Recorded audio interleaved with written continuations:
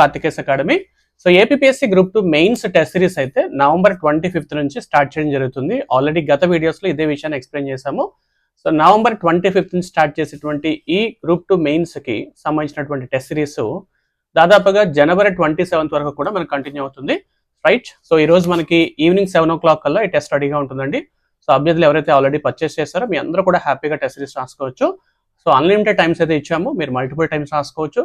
Test submit చేసిన తర్వాత మీకు కీ సంబంధించినటువంటి డీటెయిల్స్ అన్ని కూడా అక్కడే డిస్క్లోజ్ అవుతాయి, హ్యాపీగా మీరు ప్రాక్టీస్ చేసుకోవచ్చు, right. Already question paper already మన దగ్గరికి వచ్చింది. సో ఫ్యాకల్టీ పంపించినటువంటి పేపర్ని అయితే నేను ఒకసారి వెరిఫై చేస్తున్నాను. సో దీంట్లో చాలా ఇంపార్టెంట్ ఎంసీక్యూస్ మనకు కనిపిస్తున్నాయి.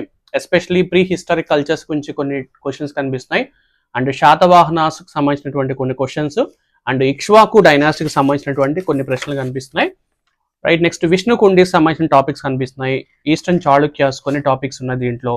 సో రైట్, దాదాపుగా 35 క్వశ్చన్స్ అయితే మనం దీంట్లో అప్లోడ్ చేస్తున్నాము. దానికి సంబంధించిన కింద కొన్ని టాపిక్స్ కూడా ఉన్నాయి. సో కొన్ని టైటిల్స్ మీద అడుగుతున్నాము, అలాగే కొన్ని ఇన్స్క్రిప్షన్స్ మీద క్వశ్చన్స్ అయితే రెడీ చేసాము. సో రైట్, ఇప్పుడు ఎవల్యూషన్ అయిపోతుందండి. సో ఈవినింగ్ 7 o'clock కల్లా మీకు so APSC group 2 mains test series అయితే హ్యాపీగా మీరు రాసుకోవచ్చు, రైట్. ఒక పాయింట్ గుర్తుపెట్టుకోండి, మీరు you can use a multiple number of sources. మనకి మంచిగా టైం కూడా ఎక్స్టెండ్ చేశారు, and we have a time. So కాబట్టి కంగారు పడద్దు, చక్కగా ప్రతి టాపిక్ని మీరు చక్కగా నేర్చుకోండి.